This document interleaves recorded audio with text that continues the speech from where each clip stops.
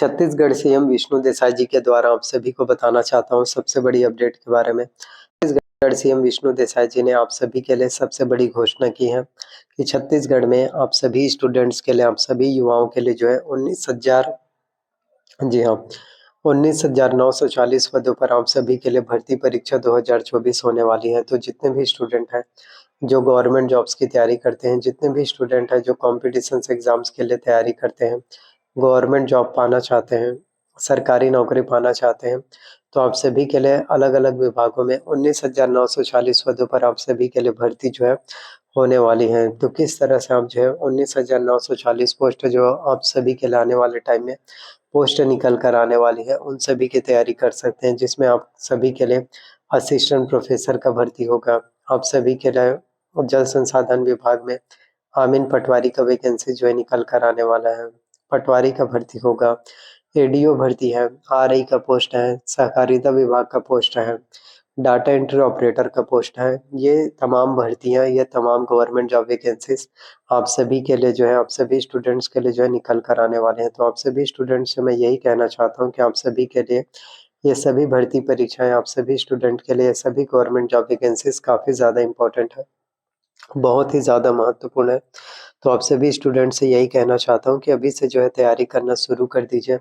अगर आप पटवारी बनना चाहते हैं, पटवारी पोस्ट भी आप सभी के लिए निकल कर आने वाले हैं और कुल टोटल 19,940 पोस्ट आप सभी के लिए होने वाली हैं अभी अपकमिंग वैकेंसीज। तो यदि आप पटवारी बनना चाहते हैं तो पटवारी बनने के लिए सबसे पहले तो आपका 12वीं पास होना चाहिए। जी हाँ, पटवारी बनने के लिए सबसे पहले आपका 12वीं पास होना चाहिए। 12वीं आपका माध्यमिक शिक्षा मंडल रायपुर बोर्ड से होना चाहिए और पटवारी बनने के लिए आपके पास जो है कम से कम 1 साल का कंप्यूटर्स का डिप्लोमा कोर्स भी होना चाहिए। जी हाँ, आपके पास पटवारी बनने के लिए 1 ईयर्स का 1 साल का कंप्यूटर्स का डिप्लोमा कोर्स होना चाहिए। तो 1 वर्ष के कंप्यूटर्स का डिप्लोमा कोर्स है, जिसमें अगर आपने आईटीआई कोपा किया हो या फिर आपने डीसीए किया हो या फिर आपने पीजीडीसीए किया हो या फिर आपने बीसीए किया हो या फिर आपने कंप्यूटर साइंस किया हो, तो ये आप सभी के लिए काफ़ी ज़्यादा इम्पोर्टेंट हो जाएगा, आप सभी के लिए काफ़ी ज़्यादा महत्वपूर्ण होगा। तो पटवारी बनने के लिए आपके पास कंप्यूटर्स का कोर्सेस होना चाहिए और नहीं है तो कम से कम 1 वर्ष का कंप्यूटर्स का कोर्स कर लीजिए। देखो, कंप्यूटर्स का कोर्स करोगे तो आप सभी को काफ़ी ज़्यादा बेनिफिट्स मिलेगा, आप सभी को काफ़ी ज़्यादा फ़ायदा जो है मिलने वाला है। तो पटवारी बनना है तो 1 वर्ष का कंप्यूटर्स का कोर्स चाहिए रहता है और पटवारी भर्ती परीक्षा में आपके एग्ज़ाम्स में 150 क्वेश्चन पूछे जाते हैं। जी हाँ, प्रत्येक प्रश्न आपके 1 अंक के होते हैं और पटवारी भर्ती परीक्षा में 1/4 आपके माइनस मार्किंग, नेगेटिव मार्किंग भी पूछे जाते हैं। तो जितना ज़्यादा हो सके आपको माइनस मार्किंग, नेगेटिव मार्किंग से बच के रहना। काफ़ी स्टूडेंट होते हैं जो सभी क्वेश्चंस को सॉल्व कर देते हैं। तो यदि आप पटवारी बनना चाहते हैं तो ये गलती बिल्कुल नहीं करना है। 150 में से 150 क्वेश्चंस को आपको सॉल्व बिल्कुल नहीं करना है। जिस क्वेश्चंस का आंसर आपको पता नहीं है उसको बिल्कुल भी आपको सॉल्व नहीं करना है। जिस क्वेश्चन का आंसर आपको आ रहा है सिर्फ उसी को ही आपको सॉल्व करना है। तो तैयारी आपका सबसे ज़्यादा इम्पोर्टेंट होता है और जितना ज़्यादा हो सके जनरल नॉलेज, जी हाँ, जितना ज़्यादा आपको जीके जनरल नॉलेज के बारे में जानकारी होगा, उतना ही ज़्यादा आपका कॉम्पिटिशन्स एग्ज़ाम्स क्वालीफाई होने के चांसेस जो है काफ़ी ज़्यादा बढ़ जाएगा। क्योंकि जनरल नॉलेज ही सबसे ज़्यादा इम्पोर्टेंट होता है किसी भी गवर्नमेंट जॉब के लिए।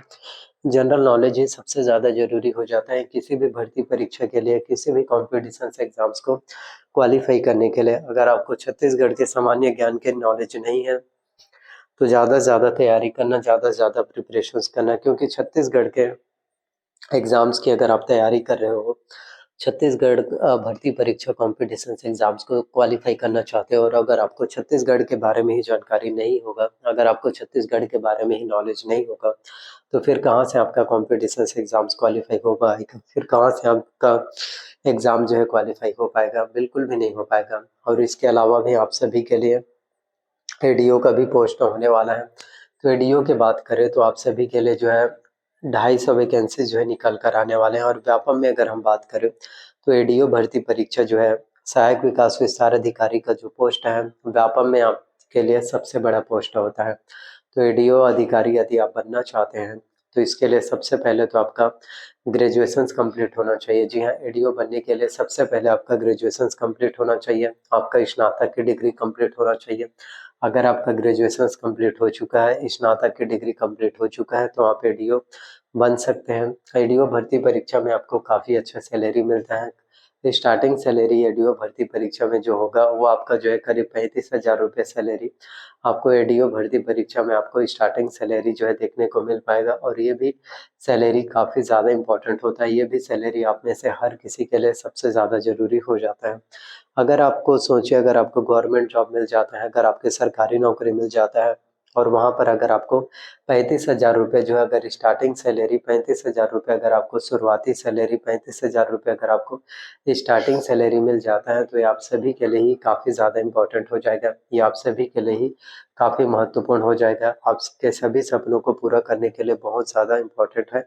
आपके सभी सपनों को पूरा करने के लिए ज़रूरी हो जाएगा। तो यही चीज़ें कहना चाहता हूँ कि आप सभी के सपनों को पूरा करने के लिए बीजेपी गवर्नमेंट्स के द्वारा आप सभी के लिए नए-नए पोस्ट जो है निकाले जाएँगे।